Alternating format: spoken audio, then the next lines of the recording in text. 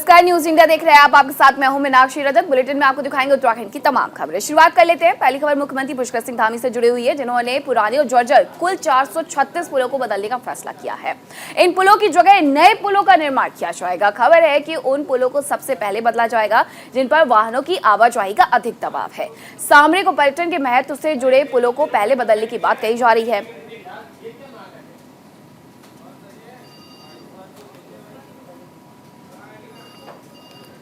और चलिए आपको उत्तराखंड के पुराने और जर्जर पुलों के बारे में बताते हैं, जिनका जीर्णोद्धार किया जाएगा उत्तराखंड सरकार के द्वारा कि आखिरकार किस तरीके से इन्हें बदला जाएगा और इन्हें नया स्वरूप दिया जाएगा। उत्तराखंड में 436 पुराने और जर्जर पुल चिन्हित किए गए हैं और इन पुलों को फिर से जीर्णोद्धार किया जाएगा। चिन्हित इन्हें कर लिया गया है, इनकी जांच की जाएगी और सबसे ज्यादा दबाव जिन पर रहता है, वाहनों की आवाजाही जिन पर रहती है, सबसे पहले उनका जीर्णोद्धार यहाँ पर धामी सरकार के द्वारा किया जाएगा। ये बड़ा फैसला उत्तराखंड के मुख्यमंत्री पुष्कर सिंह धामी के द्वारा लिया गया है। आपको बता दें कि गुजरात में जिस तरीके से ये हादसा हुआ है, उसके बाद कई सरकारें ऐसी है जो अब अपने राज्यों में इसे लेकर के और भी ज्यादा बेहतरी से यहाँ ध्यान दे रही है। पुराने पुलों की जगह नए पुलों का निर्माण होगा और अब उत्तराखंड के मुख्यमंत्री पुष्कर सिंह धामी ने भी कह दिया कि ऐसे कई पुल हैं जिन्हें जीर्णोद्धार की जरूरत है, किया भी जाएगा। पर्वतीय जिलों में सबसे अधिक 207 पुल हैं स्टेट हाईवे पर, जिनका जीर्णोद्धार करना बेहद आवश्यक है। काफी पुराने हैं और अधिक दबाव वाले पुलों को पहले बदला जाएगा, ये उत्तराखंड के मुख्यमंत्री पुष्कर सिंह धामी ने कहा है। इस तरीके से उत्तराखंड के पुराने और जर्जर पुलों का जीर्णोद्धार करने का फैसला लिया गया है। सामरिक और पर्यटन से जुड़े पुलों को पहले बदला जाएगा। उत्तराखंड में ऐसी कई जगह हैं जहां पर्यटन के लिए लोग पहुंचते हैं और ऐसे जो ये तस्वीरों में पुल आपको दिखा रहे हैं, ऐसे कई पुल यहाँ पर होते हैं। देखिए अब आपको बताते हैं कि कितने हैं पुराने पुल। राजमार्ग पर 207 है, मुख्य जिला मार्ग पर 65 है, अन्य जिला मार्ग पर 60 है, ग्रामीण मार्ग पर 104 है। पुलों की संख्या 436 है और इन सभी का जीर्णोद्धार किया जाएगा। इन्हें चिन्हित कर लिया गया है क्योंकि पर्यटन नगरी है उत्तराखंड। ऐसे में साल भर यहाँ पर्यटकों का जो आना जाना है वो बना रहता है, पर्यटक यहाँ आते रहते हैं। इसलिए बेहद जरूरी हो जाता है कि जो पर्यटन स्थल है वहां पर इस तरीके की व्यवस्था की जाए और हमेशा ध्यान रखा जाए कि आखिरकार जहां से लोग गुजर रहे हैं वो रास्ते कितने सुरक्षित हैं। हमारे सहयोगी हितेश भी जुड़ गए। हितेश, पुराने और जर्जर पुल चिन्हित कर लिए गए हैं और अब कहा जा रहा है कि इनका जीर्णोद्धार किया जाएगा। कब से जीर्णोद्धार की व्यवस्था लागू होगी? जी बिल्कुल, देखिए जिस तरह से गुजरात के मोरबी में जिस तरीके से जो पुल है और केविल वाले पुल से जिस तरीके से वहां पर कई सौ लोगों की जो दर्दनाक मौत हुई है, उसी के लिहाज से अगर देखा जाए, क्योंकि उत्तराखंड एक पर्यटन के लिहाज से बड़ा उत्तराखंड प्रदेश है और यहाँ पर जिस तरीके से जो राम झूला है या फिर लक्ष्मण झूला है, वो दोनों। जी हितेश,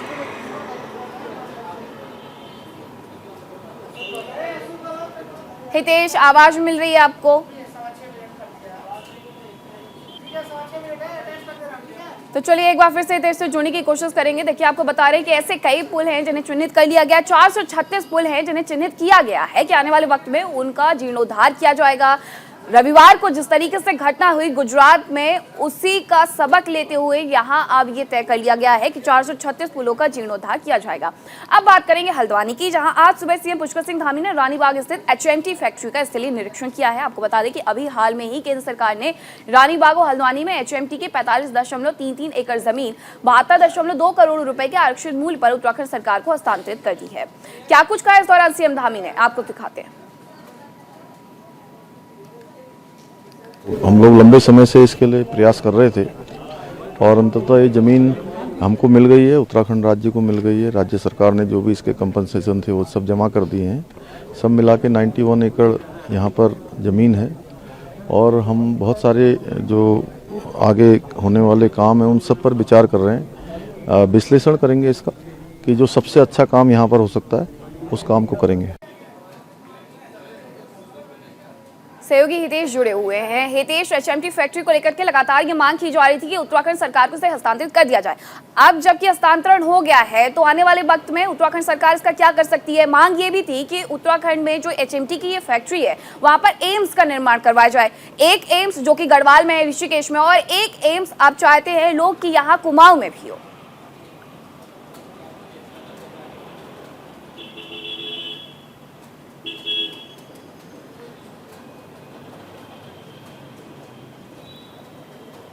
चलिए हितेश, आपको आवाज मिल रही है? हितेश का रुख करेंगे, लेकिन अब बात करेंगे जंगल में ट्रैकिंग के दौरान रास्ता भटके 5 लोग। रास्ता भटक जाने के कारण जंगल में खो गए थे। सहसपुर क्षेत्र के कोटी ढलानी भद्रराज का ये मामला है, जहां एसडीआरएफ ने सर्च ऑपरेशन चलाया, रेस्क्यू किया और कड़ी मशक्कत के बाद एसडीआरएफ ने इन्हें ढूंढ निकाला है। जिला पुलिस और एसडीआरएफ का यह संयुक्त अभियान था।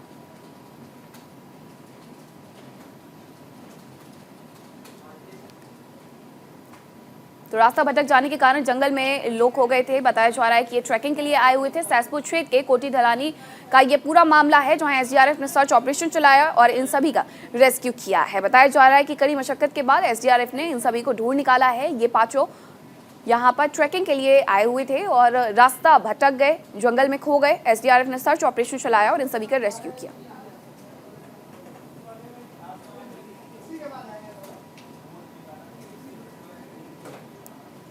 सहसपुर क्षेत्र के कोटी ढलानी का ये पूरा मामला है, जहां एसडीआरएफ ने सर्च ऑपरेशन चला करके इन 5 लोगों का रेस्क्यू किया है, जो कि ट्रैकिंग के दौरान रास्ता भटक कर जंगल की ओर चले गए थे। कड़ी मशक्कत के बाद इस रेस्क्यू ऑपरेशन को सफल बनाया गया है एसडीआरएफ की टीमों के द्वारा।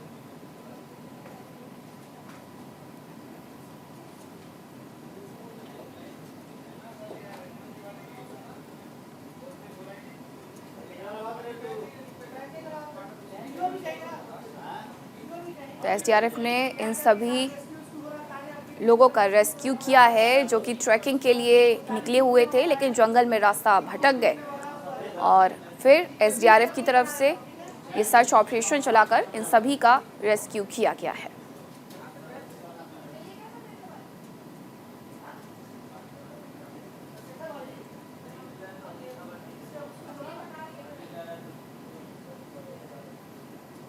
हितेश का रुख कर लेते हैं। हितेश, किस तरीके से ये रेस्क्यू ऑपरेशन चलाया गया है? एसडीआरएफ को किस तरीके से जानकारी मिली कि ये सभी अपना रास्ता भटक गए हैं? जी बिल्कुल, देखिए देहरादून के कोटी ढलानी का यह क्षेत्र है और यहाँ पर ये जो है ये ट्रैकिंग का ये क्षेत्र है और यहाँ पर 5 लोग यहाँ पर ट्रैकिंग के लिए आए हुए थे, जो जंगल में रास्ता भटक गए थे और जो फ़ोन के माध्यम से इनका संपर्क पुलिस से हुआ, इन्होंने 100 नंबर को कॉल किया था, तब जाकर वहाँ पर एसडीआरएफ की जो टीम है वो वहाँ पर पहुंची और देर रात जिस तरीके से इनको रेस्क्यू किया गया है, क्योंकि इनमें से शुरू में 3 लोगों को रेस्क्यू किया, उसके बाद में 2 लोगों को रेस्क्यू कर लिया गया है। कुल मिलाकर 5 लोग जो थे उनको रेस्क्यू यहाँ पर कर लिया गया और सहसपुर थाने में इनको पहुंचा दिया गया है। हितेश, क्या कुछ जानकारी मिली है? कहां से ये लोग आए थे? ट्रैकिंग के लिए कौन सा रूट लिया था जिसके बाद ये भटक गए?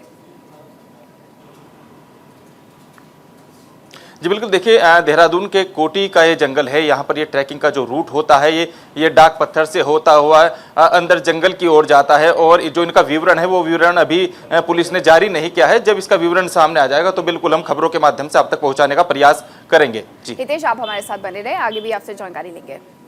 देहरादून स्थित विधानसभा भवन में युवा कल्याण मंत्री रेखा आर्य ने प्रांतीय रक्षक दल की समीक्षा बैठक की है, जिसमें पीआरडी जवानों के लंबित मानदेय भुगतान, नियमित ड्यूटी और अन्य महत्वपूर्ण विषयों और समस्याओं को लेकर अधिकारियों और संगठनों के पदाधिकारियों के साथ चर्चा की गई है। इस बैठक में पीआरडी जवानों को 300 दिन का रोजगार, 4 माह का रुका हुआ मानदेय, मातृत्व अवकाश समेत कई बिंदुओं पर यहाँ चर्चा की गई है।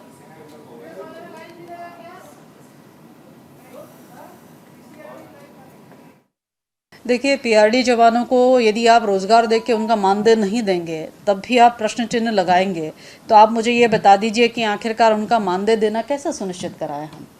आप बताइए रास्ता। तो निश्चित रूप से पीआरडी जवान जो हमारे पास में 9000 कुछ हैं, उनको समय पर मानदेय मिल सके, इसीलिए उनके ही हित में यहाँ हम लोग करने जा रहे हैं कि उनको लगाने का विभाग अपने पास में बजटीय व्यवस्था रखने का काम करे, ताकि जो है समय पर उनका मानदेय उन्हें प्राप्त हो सके। आने वाले समय में 300 दिनों का रोजगार जैसे ही अनुमन्य हो जाता है, तो मुझे लगता है कि फिर शायद इस प्रकार के शासनादेश की भी आवश्यकता नहीं रहेगी, क्योंकि 300 दिनों के रोजगार के हिसाब से हमारे पास में बजट होगा और उस बजट के हिसाब से संबंधित जहाँ कहीं भी हमारे पीआरडी जवान, चाहे वो निदेशालय स्तर से जाएंगे अथवा संबंधित विभागों के स्तर से जाएंगे, तो वो समय पर मिलता रहेगा।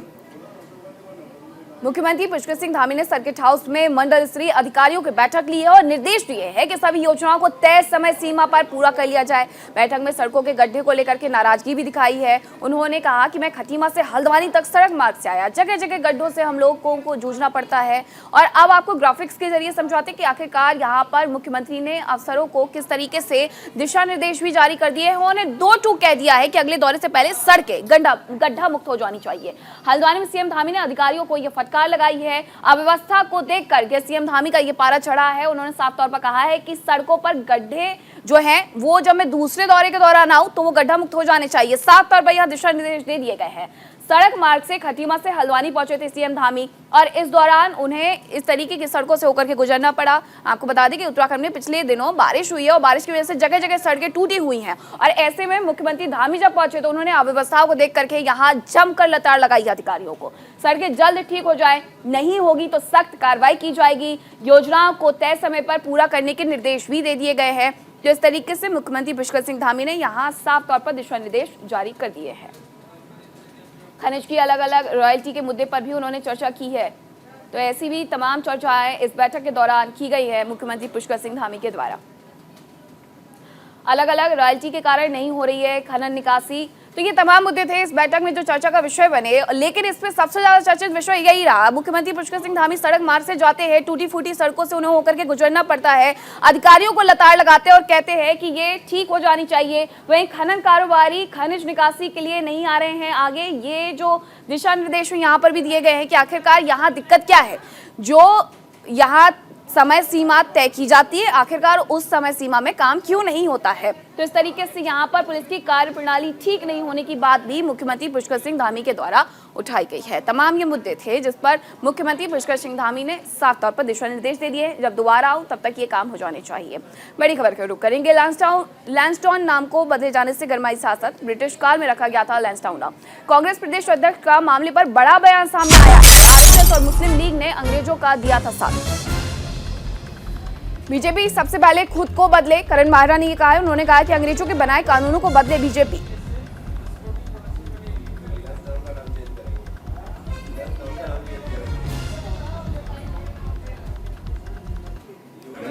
निश्चित ही जो कानून अंग्रेजों के बनाए हुए भारत की तरक्की में बाधा हैं, पहले उनको हटाना चाहिए। सबसे पहले तो कैंट एक्ट, कैंटोनमेंट्स में लोग आज भी 2m दर्जे का जीवन जीने के लिए मजबूर हैं। ऐसा लगता है वो आज भी आज़ाद नहीं हुए हैं, उसको बदलने की आवश्यकता है। दूसरा, बीजेपी को तो पहले अपने को बदलने की आवश्यकता है, क्योंकि अंग्रेज़ों के समय में अगर जिसने सबसे ज़्यादा हमको चोट पहुंचाई थी वो थी मुस्लिम लीग और आरएसएस। जिन लोगों ने अंग्रेज़ों का साथ दिया तो वो पहले आरएसएस को समाप्त करें। मुस्लिम लीग लगभग समाप्त हो चुकी है, तो इससे बड़ा तो कोई संकेत गुलामी का है ही नहीं। आरएसएस को समाप्त कर दे तो सारे संकेत खत्म हो जाएंगे। बड़ी खबर का रुख करेंगे। बड़ी खबर हरिद्वार से, जहां बीजेपी के पूर्व विधायक ने नया अखाड़ा बनाया है। पूर्व एमएलए सुरेश राठौर ने नया अखाड़ा बनाया है। रविदासाचार्य सुरेश राठौर का ये बड़ा बयान सामने भी आया है। गंगा स्वरूप आश्रम में बोले पूर्व विधायक, श्री गुरु रविदास अखाड़ा होगा 15वां अखाड़ा। धर्म के प्रचार प्रसार के लिए काम करेगा अखाड़ा। रविदासाचार्य सुरेश राठौर ने ये जानकारी दी है, जिन्होंने 15वां अखाड़ा बना लिया है और कहा है कि धर्म के प्रचार प्रसार के लिए अब ये अखाड़ा काम करेगा।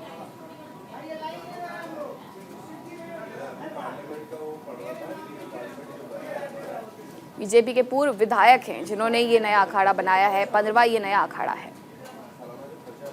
देखेंगे हम, सुनो, हमारी जनसंख्या इतनी है इसलिए इसकी जरूरत पड़ी है। हमारे देश की जनता चाहती है, रविदास समाज चाहता है कि अखाड़ा बनना चाहिए। नहीं, हमारे अखाड़ा अलग से अखाड़ा होगा। अखाड़े तो बहुत हैं, मुझे महामंडलेश्वर ही बनाया था। हमने कहा हम अपना अखाड़ा अलग बनाएंगे और अपनी अलग अलग जगाएंगे, सनातन को मजबूत करेंगे।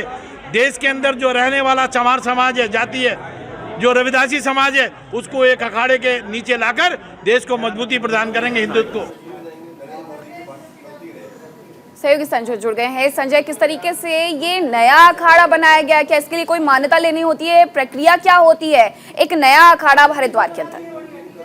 देखिए मीनाक्षी, भाजपा के पूर्व विधायक और रविदास महापीठ के राष्ट्रीय अध्यक्ष सुरेश राठौर ने एक नया अखाड़ा बनाने की घोषणा कर दी। हालांकि इनका साफ तौर पर कहना है कि जिस तरह से एकजुटता के साथ इनका समाज कार्य कर रहा है, इनकी जनसंख्या ज्यादा है और यही वजह है अब इन्होंने एक अखाड़ा बनाने की घोषणा कर दी। हालांकि इनका कहना है कि हमारा अखाड़ा होगा और उस अखाड़े में सभी हमारे समाज के लोग जुड़ सकेंगे।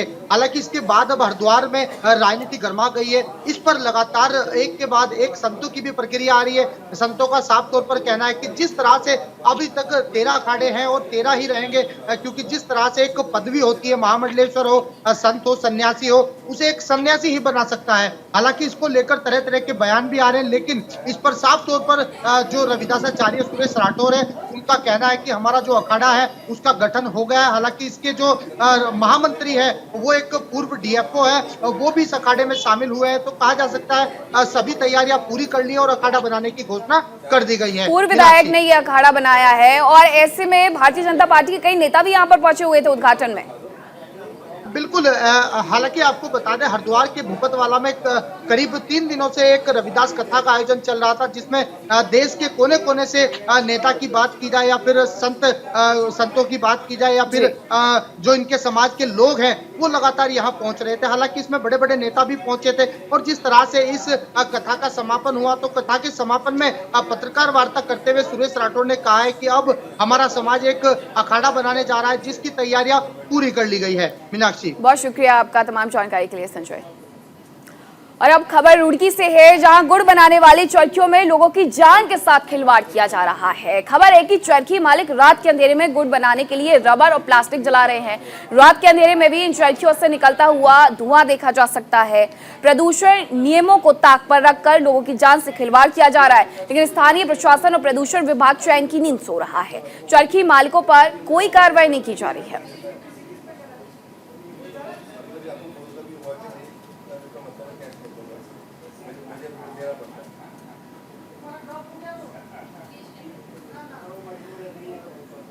रुड़की से हमारे सहयोगी अनिल सैनी जुड़ गए हैं। अनिल, किस तरीके से यहाँ पर ये गोरख धंधा चल रहा है, क्योंकि यहाँ धुआं जो उठ रहा है वो साफ तौर पर देखा जा सकता है, लेकिन प्रदूषण विभाग भी कोई कार्रवाई नहीं कर रहा है और दूसरी बात ये भी निकल करके सामने आ रही है कि यहाँ प्लास्टिक का उपयोग भी किया जा रहा है गुड़ बनाने में। बिल्कुल मीनाक्षी, देखिए बताना चाहूँगा, पिछले कई दिन पहले भी हमने ये खबर चलाई थी और जो प्रशासनिक अधिकारी हैं, चाहे वो एसडीएम रुड़की हो, चाहे प्रदूषण विभाग के अधिकारी हो, सबको हमने यह सूचना दी थी कि क्षेत्र में प्रदूषण को देखते हुए लगातार छापेमारी नहीं हो पा रही है। क्योंकि अगर बात करें चरखियों में, जो चरखी बोलते हैं कोल्लू, जिनमें गुड़ बनाया जाता है और अलग अलग राजस्थान और अलग अलग जगहों पर यहाँ से गुड़ सप्लाई होता है, लेकिन रात के अंधेरे में ये कुछ और ही कर रहे हैं, लोगों के साथ खिलवाड़ कर रहे हैं, जान के साथ खिलवाड़ कर रहे हैं। क्योंकि रबड़ और प्लास्टिक जो का कूड़ा कचरा है, जो कूड़ा बीनने वाले लोग हैं, वो यहाँ पर ट्रांसफर करते हैं। और देखिए सबसे बड़ी बात, अधिकारियों को चौंकाने वाली बात यह है कि अधिकारियों को सूचना देने के बाद भी कार्रवाई नहीं हो पा रही है। सबसे बड़ी बात यह है कि इसमें अधिकारी सम्मिलित हैं या क्या है, ये तो आने वाला वक्त बताएगा, लेकिन लोगों के साथ जान का खिलवाड़ साफ देखा जा सकता है। और बिल्कुल, ऐसे में प्रशासन को भी देखने की आवश्यकता है कि आखिरकार किस तरीके से ये गोरख धंधा फल फूल रहा है। बहुत शुक्रिया आपका तमाम जानकारी के लिए।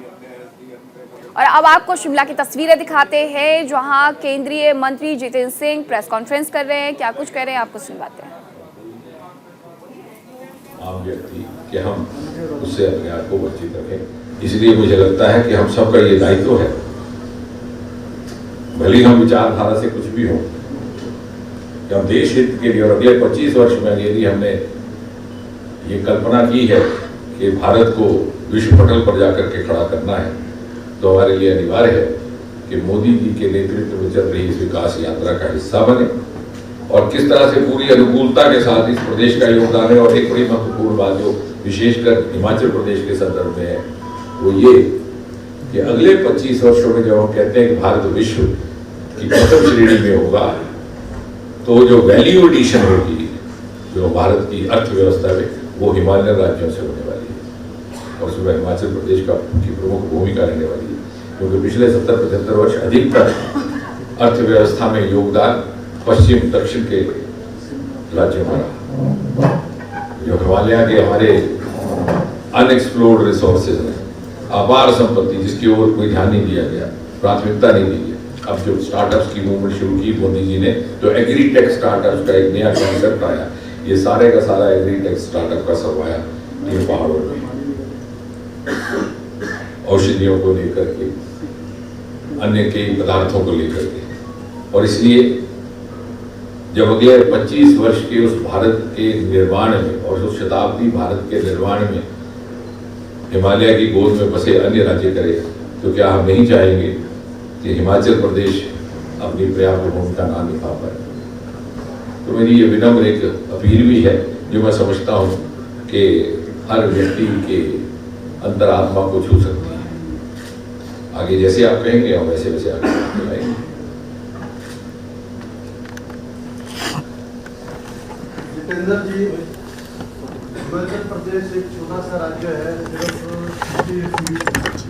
जिस प्रकार से भाजपा आक्रामक प्रचार कर रही है प्रधानमंत्री के दौर। केंद्रीय मंत्री जितेंद्र सिंह को सुन रहे थे आप। आपको बता दें कि हिमाचल में 12 नवंबर को मतदान होने हैं और ऐसे में तमाम नेता भारतीय जनता पार्टी के हों या कांग्रेस के हों, आम आदमी पार्टी को, सभी यहां पर पहुंच रहे हैं। और ऐसे में भारतीय जनता पार्टी की तरफ से ये प्रेस कॉन्फ्रेंस का आयोजन केंद्रीय मंत्री जितेंद्र सिंह के द्वारा किया गया है, जिन्होंने कहा कि भारतीय जनता पार्टी की डबल इंजन की सरकार काम कर रही है और आने वाले वक्त में भी हम काम करते रहेंगे। और अब खबर चमोली से, जहां देवाल विकासखंड के अंतर्गत देवाल खेता मोटर सड़क के 16 किलोमीटर में सवालकोट में बिना बारिश के हो रहे भूस्खलन के कारण सड़क का हिस्सा टूटकर पिंडर नदी में समा गया है। वहां स्थलीय निरीक्षण करने पहुंची टीम ने जल्द विभागीय कार्रवाई करने की बात कही है। ये तस्वीरें भी आपको दिखा रहे हैं, जिसमें आप देख सकते हैं चमोली में ये बिना बारिश ही भूस्खलन हो रहा है।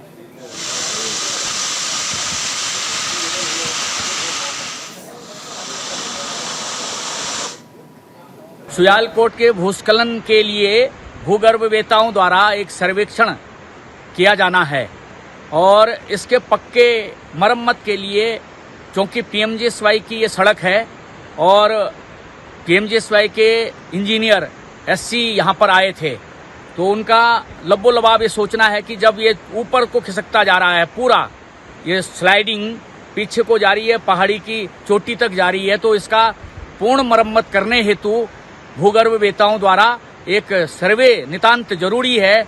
उसके अलावा जो है यहाँ पर वैकल्पिक मार्ग जो सोचा जा रहा है, नीचे मोपटा का जो मोटर मार्ग का कार्य शुरू है, उसमें पिंडर में जो है एक पुल बनाई जाए लकड़ियों की और उसमें से आवाजाही सुचारू किया जाए, अन्यथा ऊपर पहाड़ की चोटी में चढ़ाने पर लोगों को अत्यधिक कष्ट का सामना करना पड़ रहा है। फिलहाल मेरे साथ इतना ही। देखते रहिए न्यूज़ इंडिया। नमस्कार।